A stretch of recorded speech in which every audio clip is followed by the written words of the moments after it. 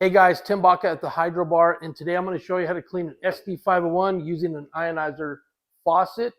What I did was I brought this little black plug that I plug to make sure that when I put the citric acid in the machine, it's not going to just flow out of this machine. So what I'm going to do is open the door. This is real simple. You got your filter. You unlock the filter, and then what I do is I kind of wiggle it out of there, and then a lot of times the O-rings will stay inside the filter tray, so I always dig those out, but today they're not there. So now we got the O-rings. I set that to the side, and then I use the CPU-N adapter for this machine, and I'm going to fill this with citric acid. And your machine should come with these little citric acid packets. If not, you can order them from Enagic. And what you do is you fill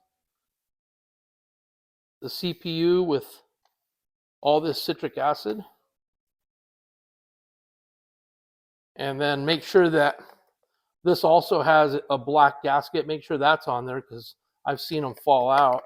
And then what you do is just tighten this up, just nice and tight. And then you set it inside the filter tray.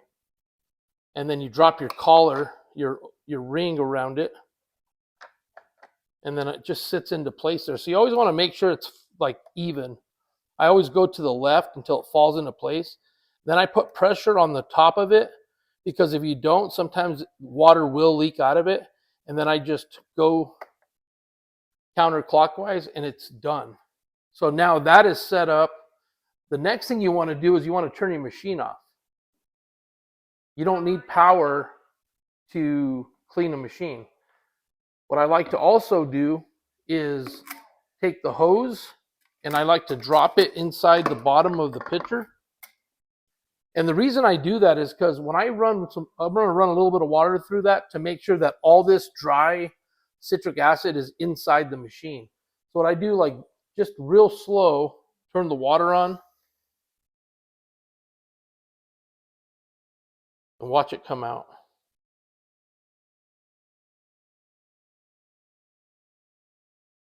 I don't want to take all the citric acid out, but just enough to kind of submerge this hose. And then I turn the water off. So basically what it did was all that citric acid that was in the adapter is now inside the machine. And then I'm going to let it sit there, and hopefully that water is inside this hose. And if you do this like once a month, every 2 months, depending on how hard your water is, like here in New Mexico, you know, it's not terribly hard, but it's probably like at least every 2 months I clean this at home. And so I let this sit, and you can let it sit for 5 or 6 hours. What I normally do is I set it up at nighttime before I go to bed. And then the next morning, what I do is I take the hose out before you turn the machine off. And what I'll sometimes do is I'll actually sometimes just like see how much I'll blast this out of there. And what I'll do is I'll blast the water out of there to kind of get all that citric acid out. And sometimes you'll start to see like white flakes.